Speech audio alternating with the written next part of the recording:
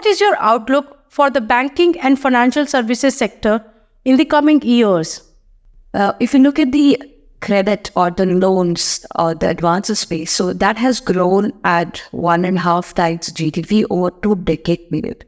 So credit, as we understand, it's a key propellant of economic growth and also to fuel India's ambitions of becoming a $5 trillion economy. So banks and lenders, so including our NBFCs, are key beneficiaries from the low credit penetration that we see as a percentage to GDP, which stands at 80% today. So that, I think that outlook is quite it's quite strong. And when we look at the other aspect is the financialization of savings trend from physical assets and shift of traditional savings, right? So basically from real estate and gold into mutual funds or capital markets, and also from traditional savings like fixed deposits or government schemes into capital markets. So I think that's a big trend, which is also keeping the sector outlook quite buoyant.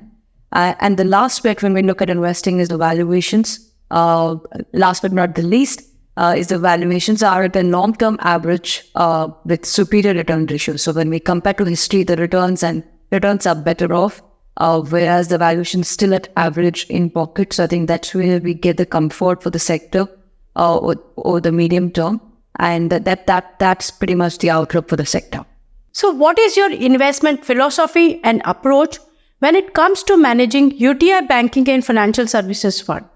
The fund's investment philosophy is centered on UTI's core alpha model. And what is core alpha model? We basically rank the companies based on the return ratios over the last 5 years in each segment into R1, R2, and R3. So the highest return ratio companies you'll actually see in R1, and then it follows in R2 and R3. So if you see our core portfolio holdings will be in R1 tier with demonstrated history of consistent growth and as well as these return ratios.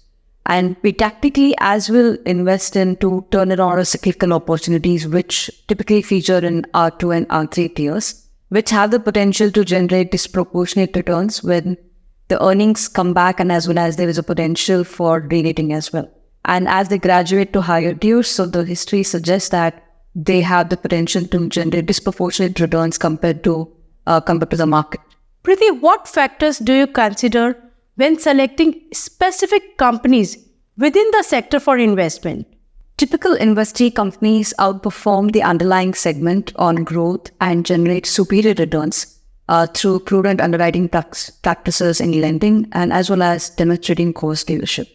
So these are the companies which fall in R1. For example, if I had to take for illustrative purpose in banks, HDFC Bank falls in R1 category where they have demonstrated high teen growth over 5 years, 10-year period, and as well as in terms of ROE, they have generated 1.8% ROE over a 5-year period.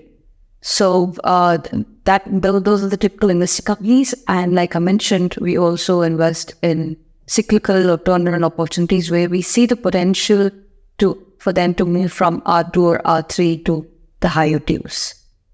Preethi, can you walk me through the current composition of your fund's portfolio in terms of key holdings within the banking and financial services sector?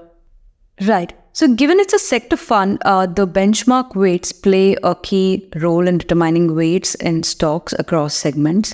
So if you see the benchmark, nearly 80% of the benchmark is in banks. And if you see our fund, 60% of exposure is in banks, which means 40% is in non-banks, including NBFCs, capital markets, insurance, and PSU banks. And when we talk from a market capitalization perspective, so nearly 100% of the benchmark is in large caps. But if you see our fund, 30% is in small and mid cap, and the exposure to large cap is at 70%. Thank you for watching this video.